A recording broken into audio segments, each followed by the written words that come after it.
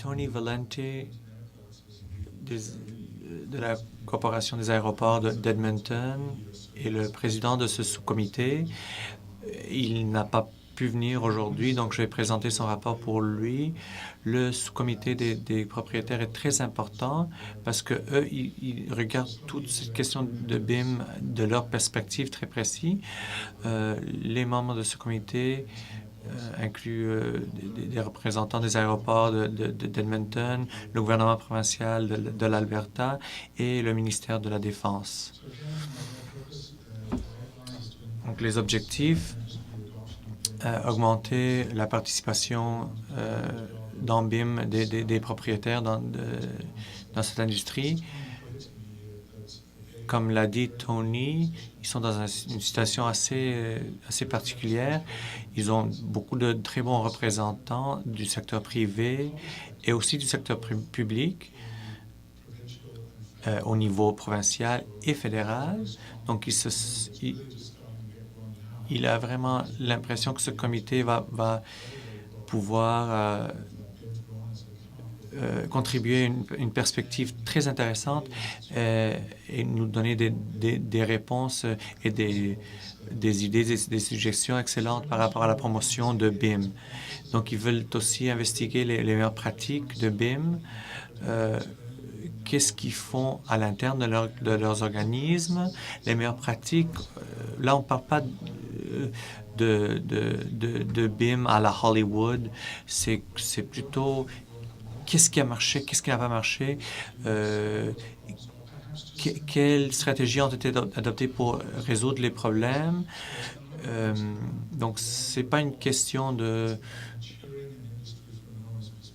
mentir, de parler de façon positive s'il y a des problèmes à résoudre. Et après, comment déployer, comment mettre en œuvre BIM. Vous savez qu'au niveau de du mise à jour, souvent, c'est les propriétaires qui doivent se charger de ces coûts-là. Comment prendre cette information, comment l'intégrer, comment l'inclure dans les technologies de conception, IBM Maximal. Ils veulent aussi créer des normes qui soient suivies par tous les propriétaires en établissant des lignes directrices avec un langage simple qu'on peut inclure dans les offres d'appel qui seraient suivies par tous dans l'industrie. Et ce qui est très important aussi, c'est d'interagir avec les autres comités dans l'industrie, aller parler avec des gens de BOMA et d'autres agences parce que eux, comme propriétaires, ils ont un certain accès, ils ont des relations, des contacts dans ces sphères-là. Est-ce que c'est raisonnable alors d'attendre qu'ils jouent ce rôle-là? Donc, en ce qui concerne les membres, il y en a très peu en ce moment, mais ils veulent bien sûr augmenter ce nombre-là. John Hall, Brian Oakley, Susan Speck de la ville de Calgary et Tony Valente des aéroports d'Edmonton, mais ils veulent bien sûr augmenter le nombre de membres qui siègent au sein de ce comité-là. Qu'est-ce qu'ils ont fait jusqu'à date? Ils ont déjà une réunion d'introduction où ils ont parlé beaucoup de ces normes-là. Il y a eu un échange d'idées. COBE2 est identifié dans le standard BIM 2. Mais qu'est-ce que ça veut dire pour l'industrie?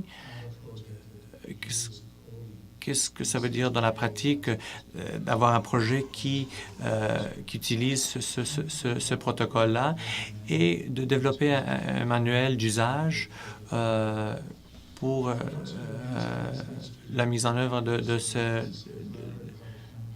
cette façon de faire. Ils veulent aussi interagir avec d'autres comités, maintenir les liens avec les organismes aussi à l'extérieur. La ville de Calgary, la ville de Toronto, par exemple. Qu'est-ce qu'ils peuvent faire comme comité de propriétaires pour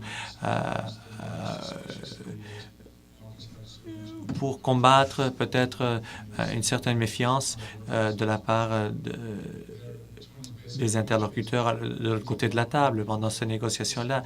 C'est des gens qui font face à des problèmes similaires, donc il faudrait trouver une façon d'interagir avec eux pour pouvoir trouver des réponses en commun à ces problèmes similaires.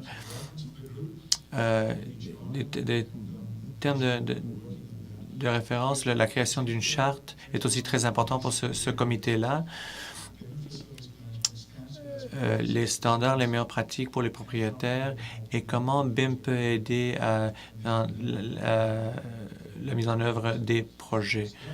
Donc ça, c'est une description, au moins un résumé du rapport de Tony.